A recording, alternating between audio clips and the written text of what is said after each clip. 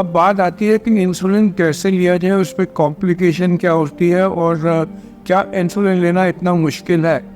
इसका जवाब है कि इंसुलिन लेना प्रेगनेंसी में अकेला चॉइस है और कोई चॉइस नहीं है, और ये लेना बहुत आसान है अगर आप मेरे ये वीडियो देख लें।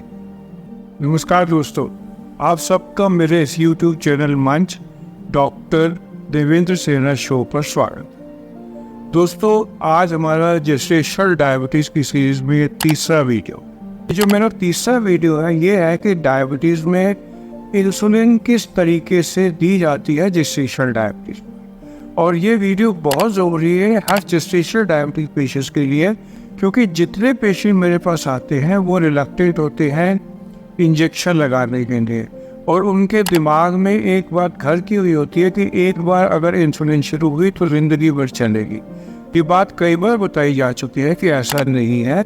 और जो ये डायबिटीज़ होती है जेस्टेशनल डायबिटीज़, ये डिलीवरी के बाद ठीक हो जाती है, और केवल 5% लोग ऐसे होते हैं लेडीज जेस्टेशनल डायबिटीज़ वाली जिनमें ये कंटिन्यू करती है। अदरवाइज 95% तक लेडीज इससे निकल आती है और वो नॉर्मल जीवन व्यतीत करती हैं। और ये ज़रूर है कि उनको अगले 10 साल में अबाउट 50% में डायबिटीज़ हो जाती है अगर वो अपना ध्यान ना रखें। तो सबसे पहली बात तो है, जैसे हमने बात की एक्सरसाइज की, फिर डायबिटीज़ की नॉलेज होने की, फिर खाने पीने की परहेज़ की। तो आज का वीडियो है कि दवा हम क्या ले सकते हैं। सबसे पहली बात तो ये है कि डायबिटीज जेस्टेशन में कोई भी दवा देना एज सच गोलियों के फॉर्म में हम लोग उचित नहीं समझते। तो नटशेल में मैं कहूँगा कि मेटफॉर्मिन की ओनली टैबलेट जो हम इसमें कंटिन्यू करते हैं। हाँ, ऐसा नहीं है कि किसी को जेस्टेशनल डायबिटीज डायग्नोज हुई सेकेंड ट्राइमेस्टर में, उस पर ब्लड शुगर कंट्रोल करने के लिए कोई डॉक्टर मेटफॉर्मिन शुरू कर दे। सभी लोग इंसुलिन देना प्रेफर करते हैं। अब बात आती है कि इंसुलिन कैसे लिया जाए, उस पर कॉम्प्लिकेशन क्या होती है और क्या इंसुलिन लेना इतना मुश्किल है।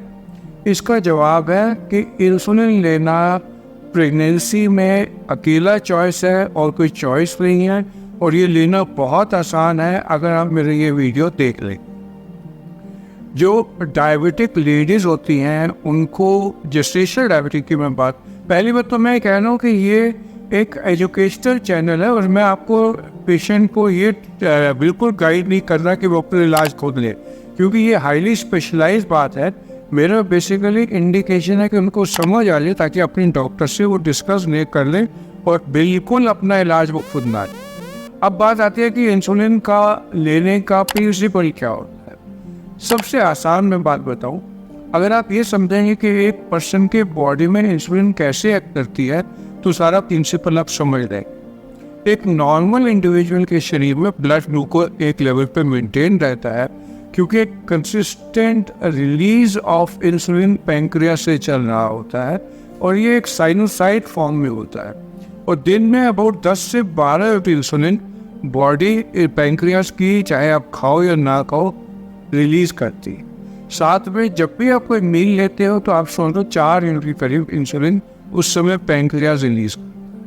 तो एक किस्म से कितना इंसुलिन हो गया, 12 यूनिट तो हुआ बेजल फॉर्म में धीरे धीरे रिलीज करने का, और 4 यूनिट हर बार खाना खाने के साथ, जैसे फास्टिंग में 4, लंच में 4, डिनर में 4, तो कुल हो गया 12 यूनिट, और 12 उसका वैसे रिलीज हो रहा है। तो about 24 unit insulin her individual का रूटीन में रिलीज होता है।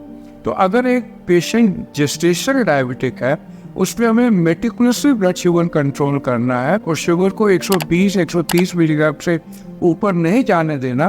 तो बेस्ट तरीका क्या है, हम एक बेजल इंसुलिन का शॉट लगाएं सुबह, जो 24 घंटे शुगर को मेंटेन करे एक स्पेसिफिक लेवल पर। कई आते हैं, जैसे ग्लार्जिन आता है और इंसुलिन आते हैं, जो ब्लड शुगर को उस तरीके से मिमिक करता है जो नेचुरल तरीका है, जो एक बेसिक लेवल जैसे 12 यूनिट है वैसे कंट्रोल करता है। फिर हर बार खाने के साथ हम एक शॉर्ट एक्टिंग इंसुलिन लगा दें before breakfast, before lunch, before dinner, जो ब्लड शुगर को कंट्रोल करे। तो उससे उसका मेंटेनेंस जो होता है ब्लड शुगर का बहुत ईजी हो जाता है। प्रेग्नेंट लेडी को खुद ही अपनी इंसुलिन लगानी चाहिए। पेट में अलग अलग क्वाड्रेंट में, जैसे उनका डॉक्टर समझाएंगे, वो शुरू करेंगे कम यूनिट से, जैसे अगर 12 यूनिट इंसुलिन की रिक्वायरमेंट है 6 से 8 यूनिट से। और दूसरा, जब भी खाना खाएंगे उस समय एक थोड़ा सा डोज 2-3 यूनिट हर बार 3 बार ले लेंगे।